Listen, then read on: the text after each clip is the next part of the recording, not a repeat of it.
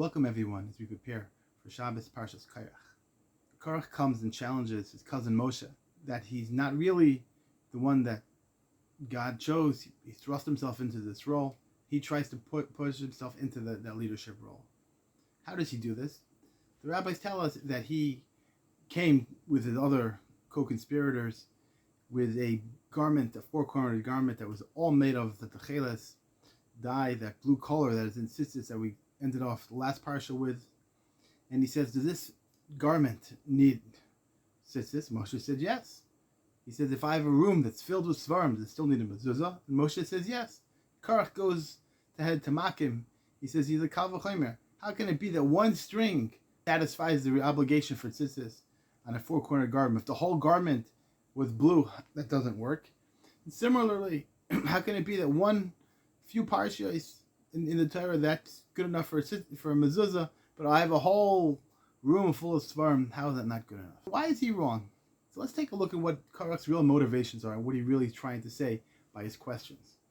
He was saying, you Moshe, you're just one person. You're just a psil techeles. You're just a mezuzah. But me and us, he's come to say, Amcha kula kadoshim. We're all holy. We don't need a leader. We can all decide by ourselves. That's represented by a garment that's all techeles, not just one string. That's represented by a room that's filled with svarim, not just a mezuzah. He's saying, we don't need that.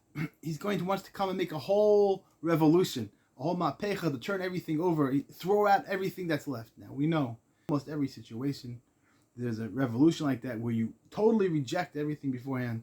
Usually comes with a large pile of bodies, and this was no exception.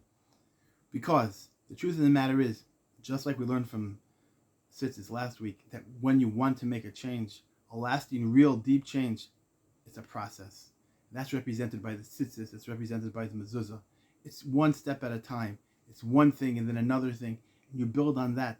Notice anytime you see someone change something radically in his life, that comes to tell me that there's something wrong there with that individual.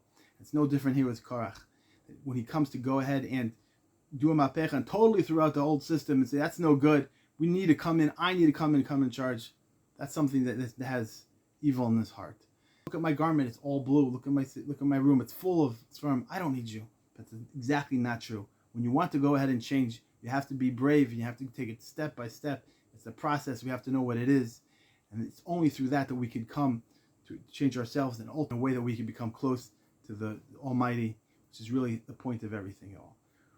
Wishing everyone a fabulous Shabbos with this beautiful message.